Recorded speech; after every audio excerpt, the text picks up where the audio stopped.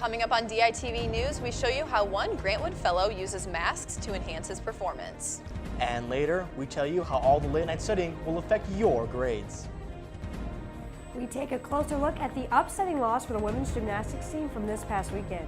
And some Iowa students took to the slopes during the snowstorm last week. Looks like winter has come back with a vengeance as I give you more in this week's weather. All that and more coming your way on this Tuesday morning. Don't go anywhere. DITV starts now.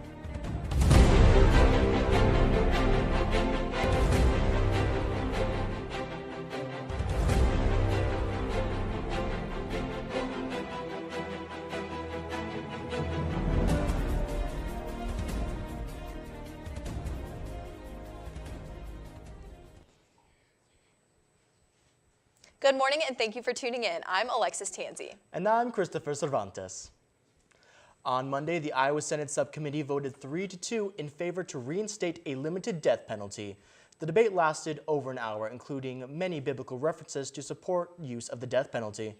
Currently in the state of Iowa, defendants convicted of first-degree murder are sentenced to life in prison and die while incarcerated. Many on the subcommittee believe with the death penalty reinstated, it will prevent perpetrators from committing heinous crimes. There will be a decision on Friday whether the bill will be passed onto the Senate floor to be voted on. A former University of Iowa student who admitted to sex abuse was sentenced to 10 years in prison. Starting back in May 2012, Nathan Schloss recorded himself sexually abusing a woman who was passed out on multiple occasions. Schloss's roommate had suspicions about him after he found out he was torturing his cat. He then contacted the police, where Schloss willingly handed over his hard drive after believing he had deleted the footage. Schloss pleads guilty to 5 counts of invasion of privacy and 1 charge of assault resulting in serious injury. Cedric Lewis, age 44 of Iowa City, has been charged with 2 accounts of third-degree theft. In May, officers responded to a shoplifting report at the Come and Go on Riverside Drive. Surveillance cameras showed Lewis as the suspect. Lewis stole bottles of vodka totaling at a cost at about $230. A month later, officers responded yet again to a shoplifting incident. Surveillance videos identified Lewis as the thief. Yesterday, the University of Iowa announced the spring final exam schedule. Many may be delighted to find a great schedule, but others might not be so lucky.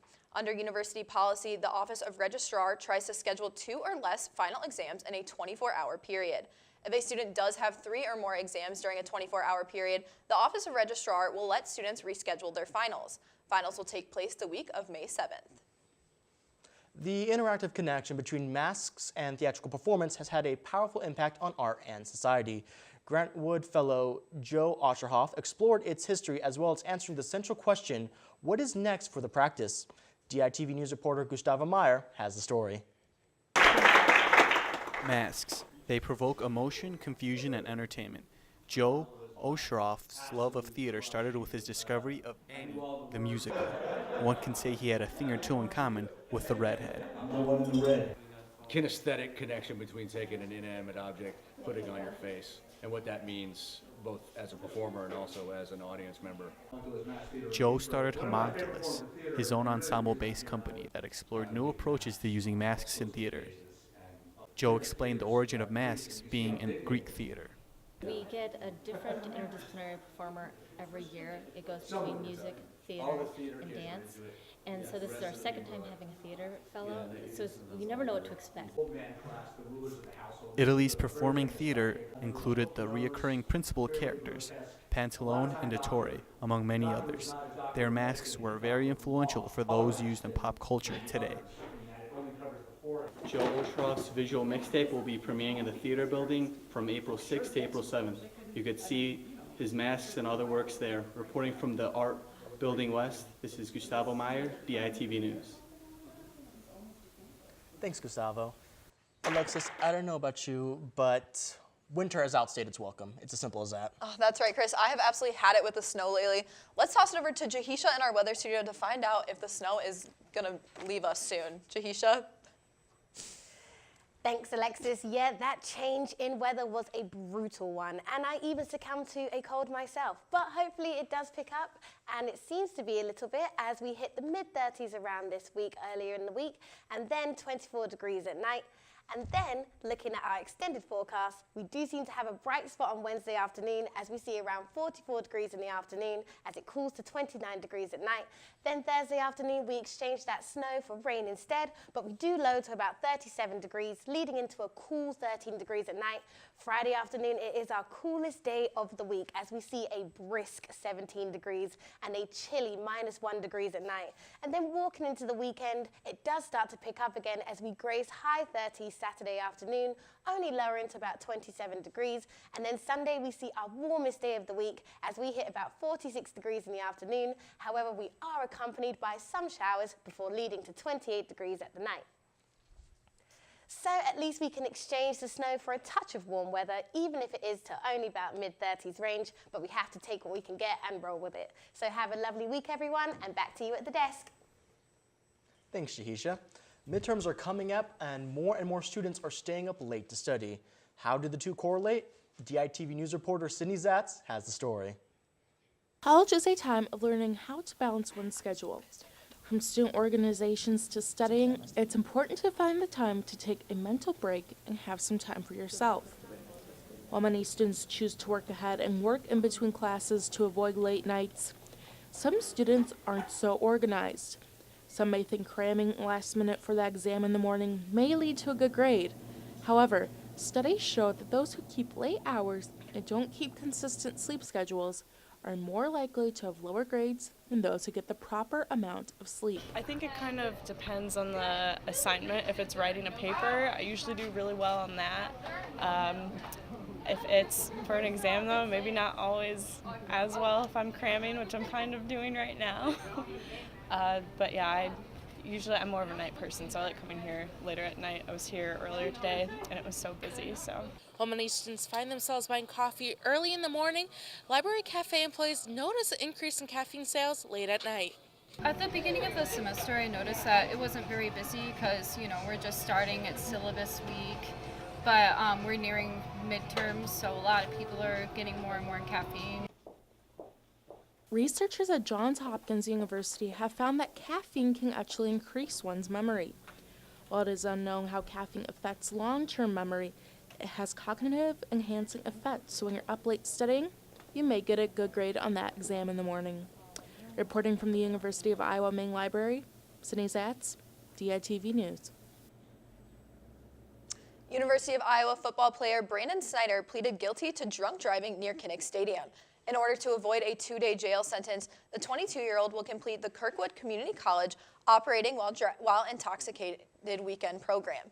Snyder is also responsible for a $1,200 fine. Well, Chris, that might not be great news in Hawkeye football, but at least we have the Winter Olympics to distract us. That's right, Alexis. In fact, I know that some Hawkeyes right here on campus tried their hand at being Winter Olympians themselves. But don't take my word for it. Let's toss it over to Lucy and Bo in the sports studio, where they have more. We'll have more with the students that hit the slopes at the end of the show, but first, men's tennis. Yeah, the men's tennis team is led this season by senior Jake Jacoby. Jacoby is known for his consistent play and his added depth on the roster, but this year he has taken over the role as captain. With more is Will Silverstein. Senior Jake Jacoby is leading the Hawkeye men's tennis team into the Big Ten season. Jake Jacoby had a great weekend at the HTRC, winning all 3 of his matches against Arizona and IUPUI. The humble senior has enjoyed personal success over his first 3 years on the team, but also has learned from the youngest members on the squad. Everyone's learning from everyone. I hope that I can be sort of a leader by example, but at the same time I'm learning from the freshmen. If I'm not trying to learn as well, then I'm really not serving my full purpose as a teammate or individually as a player, because you're always trying to work on your own game, always trying to get better, and I'm always trying to be a better captain, leader, senior. Jacoby is keeping his personal goals close to the chest as he has prioritized his 4-year-long team goal of making the NCAA tournament. And with this talented squad featuring 5 underclassmen, he believes there is no time like the present. For me, it's the team goals, which is make the NCAA tournament. I think that's for sure our biggest goal. I know it's possible with this group. It's the best group I've had since I've been here. The deepest for sure. We can have guys injured or guys not playing well, and we can come in and have someone replace them right away, which in the past, was maybe questionable if we had that or not. Jacoby and his teammates hope to get off to a fast pace in conference play. With 4 of their first 5 conference matches at home, they hope to change the narrative that has been set the past few years. For DITV Sports, this is Will Silverstein. Jacoby and the Hawkeyes are set to take on Creighton and Denver this Friday at the Hawkeye Tennis and Recreation Center. On Saturday, the women's gymnastics team faced the 8th-ranked Nebraska Cornhuskers. The Iowa women's gymnastics team posted their record high attendance here in Carver Hawkeye Arena. 3,502 fans packed into Carver. 5 Gym Hawks registered 7s and bests and 4 earned career highs. Fight, you know, it was a hard day, honestly, and it's deflating when you start out lower than you expected. Melissa Zarowski finished in 3rd on bars. The team together scored a total of 49.175. We've been trying to focus on 1% at a time and getting that first person to hit, and we accomplished our goal of that. And we do have a lot to work on, but it was a great movement forward for us. The Hawks scored the highest on the beam, earning a 48.950. Both Nikki Yold and Rose Pulowski tied their season bests. Iowa finished out the afternoon on the floor with a score of 48.425. The ranked Cornhuskers came out on top. Their brains stay focused on the in the moment.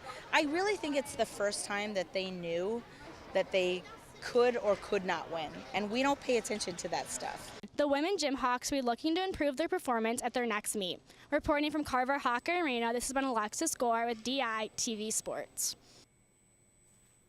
The Gym Hawks will be back in action Friday, February 16th for their annual pink meet against Ball State. While the Winter Olympics are currently on the other side of the world in Pyeongchang, there is a Winter Olympic event that's going on right here on campus. Alec Giannakopoulos has more. When the snow hits Iowa City, it can make the Pentecost look like a winter wonderland. However, there are a few students who have gotten together and made the Pentecost look like their own wintry playground. When campus received its first major snowfall this semester, a few students started talking about making a jump and found the perfect place to have it.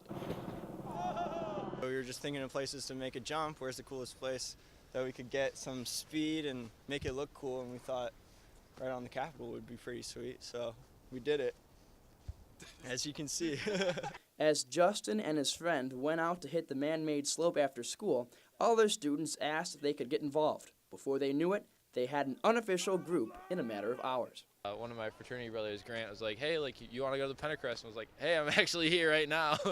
So it just worked out super well. And now the group is focusing on taking advantage of every snowy day as a chance to relax, grow as a group, and hit the jump at least one more time. What started off as a group of strangers who shared a love of snowboarding has turned into an unofficial group, but they assure me they are open for new membership. So if you find yourself interested in snowboarding on the Pentecost, just head down on a snowy day and ask to join. From the Pentecost, this is Alec Giannakopoulos, Daily Iowan, TV Sports. Well, Lucy, I'm probably not quite as adventurous as those guys. Usually on snow days, I like to curl up with a cup of hot chocolate and just watch some Christmas movies. Yeah, I like to spend my snow days wishing I was back home in warm and sunny North Carolina. But that's it from us in the sports studio. Tune in tomorrow for more from the men's tennis team. Guys, back to you. That's all we have for you on this Tuesday morning edition of DITV News. Looking for more Daily Iowan? Check out the print edition on stands now. For DITV News, I'm Alexis Tanzi. And I'm Christopher Cervantes. Have a great day, Iowa City.